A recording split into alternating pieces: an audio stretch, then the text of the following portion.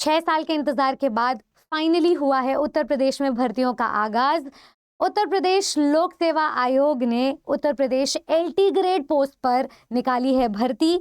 पद हैं 7,466। 2025 के लिए ये अभ्यर्थियों के लिए एक उम्मीद की किरण है, एक आगाज है, जिससे कि स्टूडेंट्स फाइनली उस एक पद पर सिलेक्शन सुनिश्चित कर सकेंगे।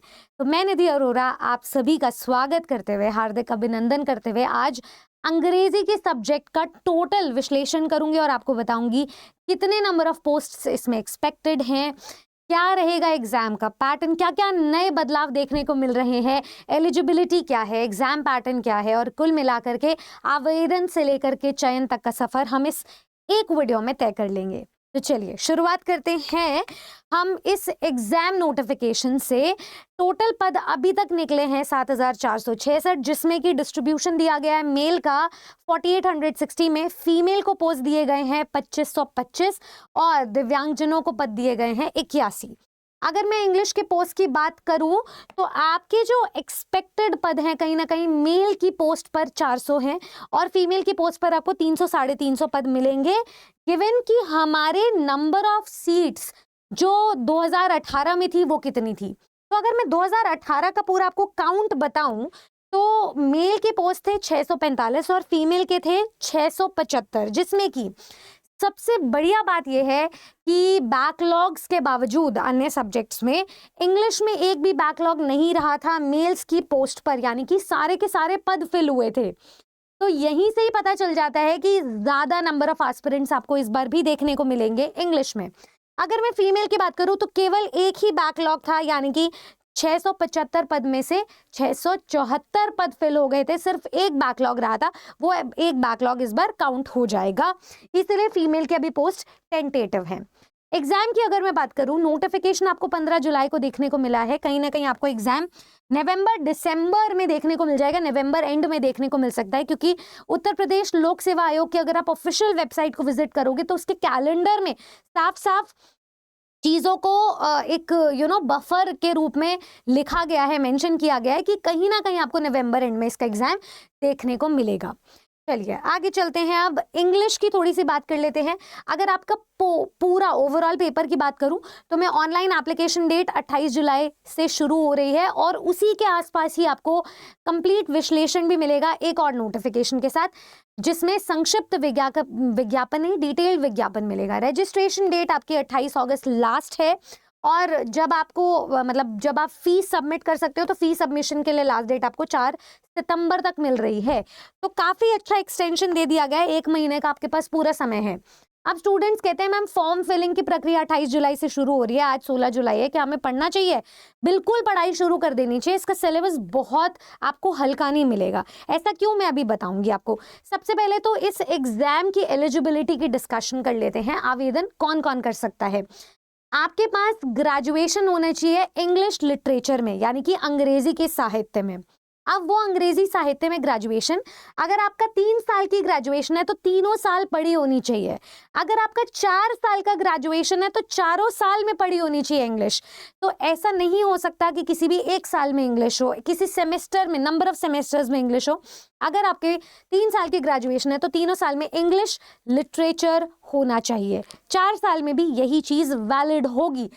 ये एक नया चेंज देखने को मिला। दूसरा नया चेंज कि जो समकक्ष शब्द था आपके 2018 के नोटिफिकेशन से, उसे पूर्णतः हटा दिया गया है, जिस वजह से बहुत सारे कोर्ट केसेस चल रहे थे, उसको समाप्त कर दिया गया। तो समकक्ष वर्ड अब इक्विवेलेंट डिग्री मान्य नहीं होगी।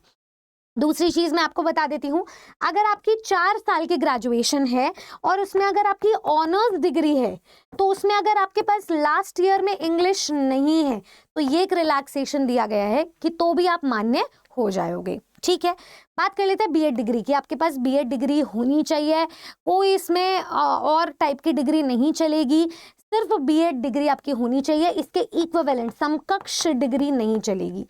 आपको इस एग्जाम के लिए सीटेट या यूपीटेट की ज़रूरत नहीं है। इस एग्जाम में अदर स्टेट्स वाले भी अप्लाई कर सकते हैं, यानी कि ये एक ऑल इंडिया भर्ती है। तो ये रहा हमारा एग्जाम का पूरा एक ओवरव्यू।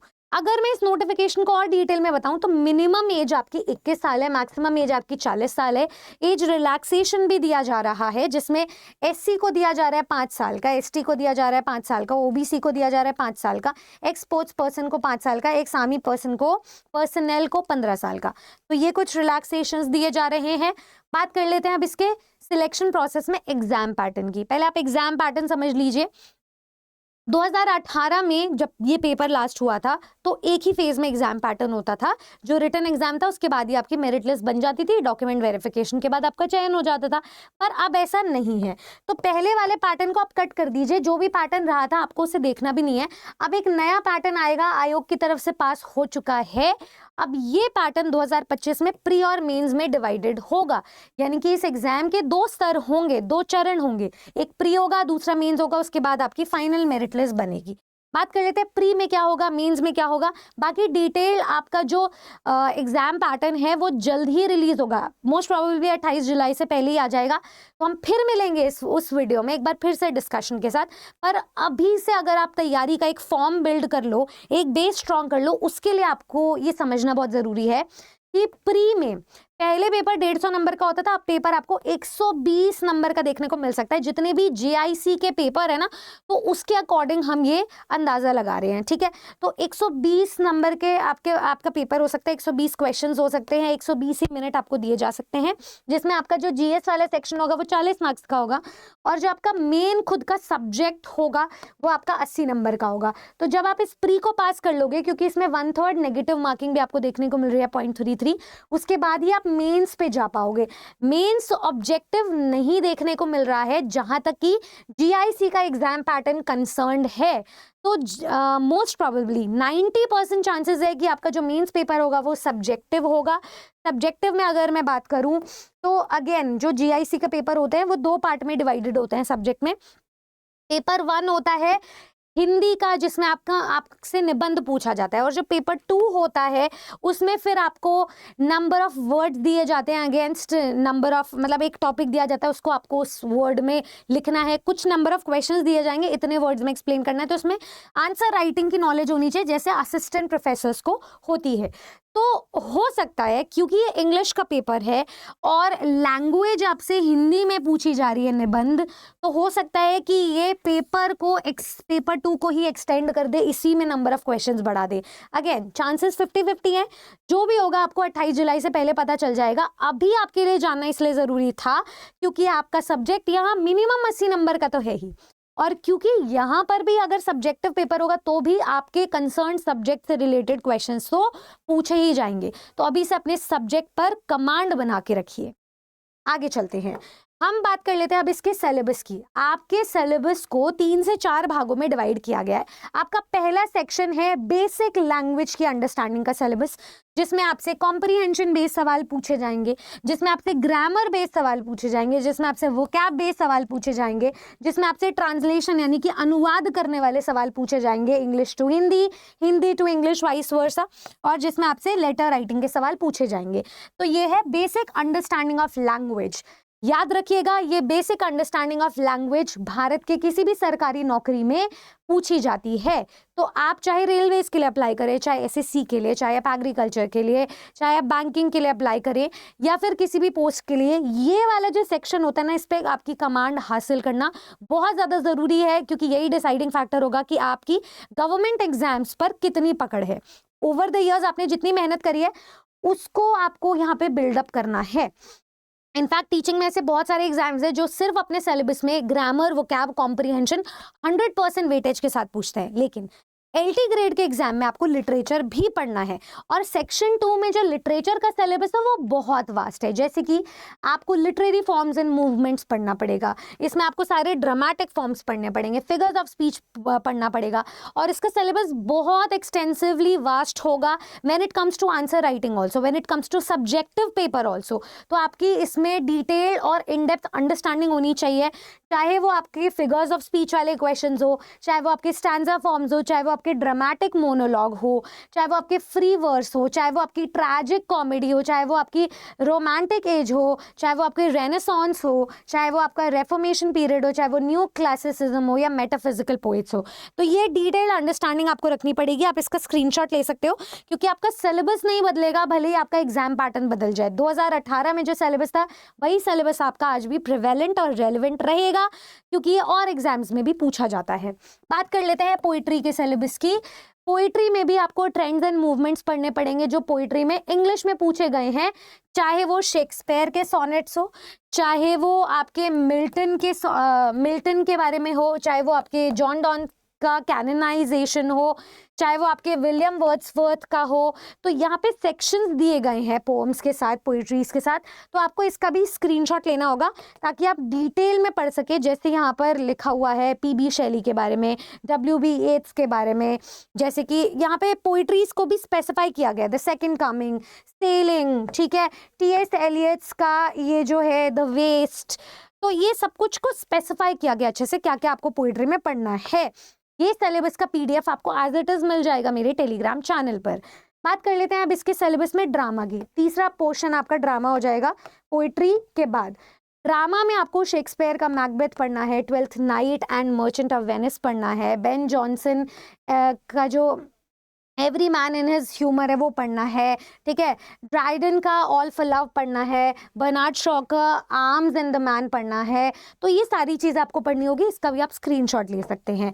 बात कर लेते हैं प्रोज एंड फिक्शन की। अगेन ये भी लिटरेचर का ही पार्ट है, प्रोज एंड फिक्शन। तो लिटरेचर का सिलेबस आपको एक्सटेंसिवली वास्ट मिलेगा। ट्रेंड्स एंड मूवमेंट्स प्रोज और फिक्शन में देखे गए हैं, स्पेशल रेफरेंस भी दिए गए हैं, जैसे कि फ्रांसिस बेकन्स की of studies and of truth, ठीक है, एडिसन का sir Roger at home, Will Wimble, Steele's the Spectator Club, ठीक है, लैम का ड्रीम चिल्ड्रन, ऐसे करके इन्वर्टेड कॉमा में उनके पूरे वर्क्स के बारे में एलैबोरेट किया गया है, तो उसको मेंशन किया गया विथ टाइटल। जैसे अनीता देसाई का एक फेयरवेल पार्टी, ठीक है, कैथरीन मैन्सफील्ड्स का द फ्लाई, ओ हेनरीज, ठीक है, द लास्ट लीफ, ऐसे करके सारी चीज़ें मेंशन की गई हैं। आप इसका भी स्क्रीनशॉट ले सकते हैं, बाकी इस PDF को मैं अपने टेलीग्राम पे अटैच कर दूंगी।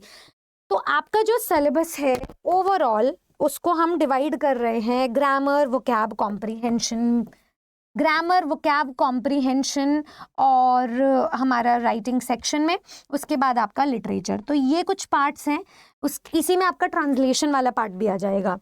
बात कर लेते हैं अब इसकी सैलरी की। अभी तक जो हमारे पे स्केल के अकॉर्डिंग सारी चीज़ें मेंशन की गई है, तो ये 4600 ग्रेड पे की नौकरी है, क्योंकि TGT पोस्ट पर आप लाइसेंशिएट टीचर लगते हैं और बेसिक पे इसका 17,140 होता है। उसके बाद कुछ अलाउंसेस वगैरह भी मिलते हैं। तो आपकी जो इन हैंड सैलरी है वो 82,934 से लेकर के 44,934 तक जाती है, जिसमें आप PF भी कट करवाते हो, ठीक है, और प्रोफेशनल टैक्स भी कट करवाते हो, यानी कि जो आपकी एक्चुअल सैलरी है वो और भी ज़्यादा है।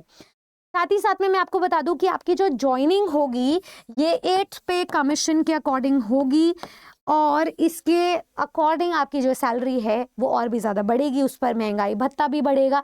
तो एक बहुत ही हैंडसम सैलरी है आपके लिए, आपको एग्रावेट करने के लिए, आपको मोटिवेट करने के लिए, ताकि आप तैयारी करें, ठीक है। बात कर लेते हैं अब हम यहाँ पर आपकी तैयारी की। देखिए, ये जो एग्ज़ाम की भर्ती आई है ये 6 साल बाद आई है, और ये सिर्फ एक नोटिफिकेशन नहीं है। मेरा ये मानना है कि ये हर घर की उम्मीद है और हर एक अभ्यर्थी की आंखों की किरण है, उनके लिए एक रे ऑफ होप है, जिससे कि वो अपनी तैयारी को साझा करेंगे और उसे सिलेक्शन में कन्वर्ट भी करेंगे।